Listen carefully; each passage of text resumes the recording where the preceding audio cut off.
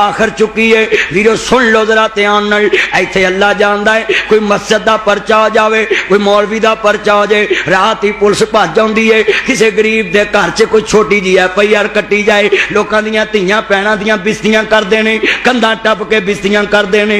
वीरो जे माड़ा थाने चले जाए उन्होंने कुत्ते तरह पैंदे ने, बिल्लियां तरह पैंदे ने, ते जे कोई चौधरी चले जाए उन्होंने कुर्सी देंदे ने। पता जो चौधरी दे डेरे तो सूर खाना है, चौधरी दे डेरे तो सूर मिलता है, माड़ा बेचारा कित्थों खवा सकता है, माड़ा कित्थों दे सकता वे, पता जो उथों सूर खान नूं मिलदा वे। सुन लो जरा ध्यान नाल, मैं वेख्या जे लोको इन्हां पुलिस वालियां दे सताए अपने आप ते पेट्रोल छिड़क लैंदे ने, इन्हां पुलिस वालियां दीयां सताइयां धीआं खुदकुशियां कर जांदियां जे। टीवी भरे पैने, एक्सप्रेस बाहर भरिया पिया वे। जरा गल बड़ी दर्द वाली है, जरा जुमला बड़ा कीमती पुत्र ध्यान मेरे अल कर अर्ज करदा पिया वीज़ाने मन मेरे इमाम अंबिया हुसैन दे नाना जान नूं मानने वालों, मैं पूछना चाह रहा मैं और साडे मौलवियां ते परचा वे, पुलिस वाले गड्डी मगर ला लेंदे जे, मौलवियां नूं रस्तियां चों गवाह कर लेंदे जे, साडे पसरूरी नूं गवाह कर लेंदे जे। मैं पूछना चाह रहा कानून दे रखवाले हो और वड्डे हो, कानून दे मुहाफिज हो, ऐज परचा हो जाए ते गिरफ्तार करना पैंदा है। इमरान खान ताड़ी फुफी दा पुत्र है, तारुल कादरी ताड़ी फुफी दा पुत्र है, कि उहदे ते इन्ने परचे उहनूं गिरफ्तार नहीं जे करदे, उहनूं कंटेनर चों क्यों नहीं जे करदे।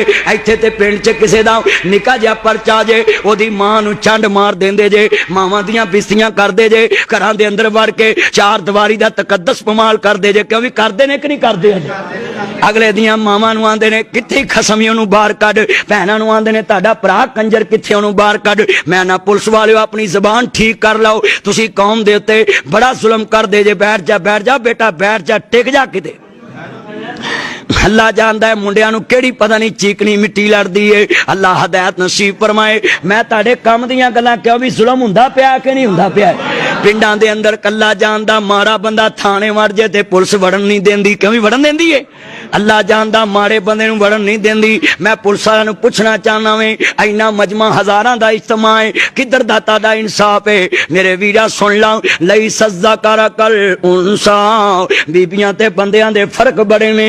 तो सुन लो, बीबियां ते बंदियां दे फर्क बड़े ने।